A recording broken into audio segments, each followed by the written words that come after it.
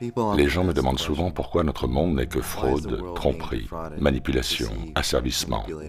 Quelle en est la cause profonde? La cause profonde s'appelle la Réserve fédérale US.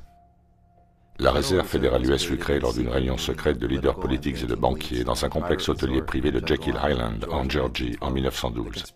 Les conspirateurs se réunissaient dans des wagons verrouillés et n'utilisaient que leurs prénoms de sorte que les servants ne puissent jamais les identifier. D'après leur propre mémoire, ces hommes ont avoué leur visée conspirationniste. De cette réunion secrète est née la société à capitaux privés et étrangers la plus puissante que le monde ait jamais connue.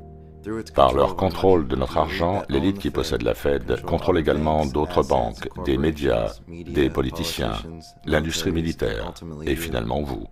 La Réserve fédérale est la tête du serpent, la cause profonde de l'asservissement de toute l'humanité. Le système de la Fed a été conçu pour nous enfermer dans un endettement permanent, pour nous tromper en nous faisant croire que notre argent a de la valeur alors qu'en fait il ne vaut rien, n'est supporté par rien, est basé sur la dette, elle-même créée à partir de rien, la recette de l'asservissement. Le système est aussi conçu pour s'écrouler un jour.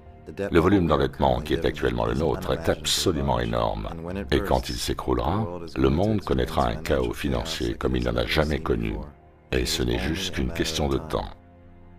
Sans cette insidieuse organisation privée, notre monde et notre réalité seraient complètement différents.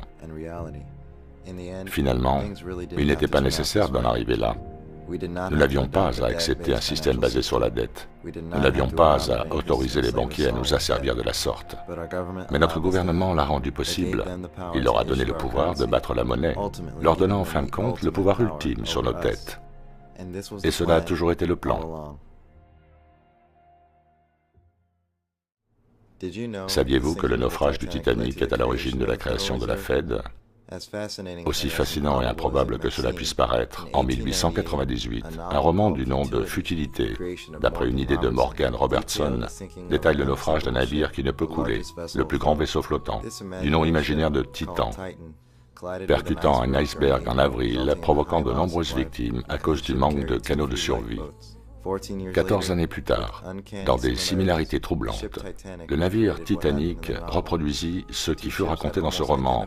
Les deux navires ont des noms quasiment identiques, tous les deux conçus pour être inchavirables, tous les deux vendus comme les plus grands navires flottants, tous les deux percutant un iceberg en avril, les deux naufrages provoquant de nombreuses victimes dues au manque de canaux de sauvetage.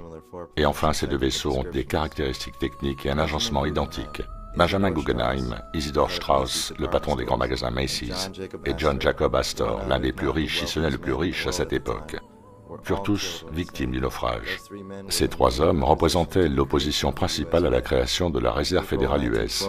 À partir d'avril 1912, toute opposition à la Réserve fédérale fut éliminée. En décembre 1913, naissance de la Réserve fédérale, contrôlée par la cabale de l'élite du monde de la finance, dont l'agenda final est l'asservissement total de l'humanité. Tout ça n'est-il qu'une coïncidence? Je pense que nous ne pouvons plus nous permettre de croire en de telles illusions.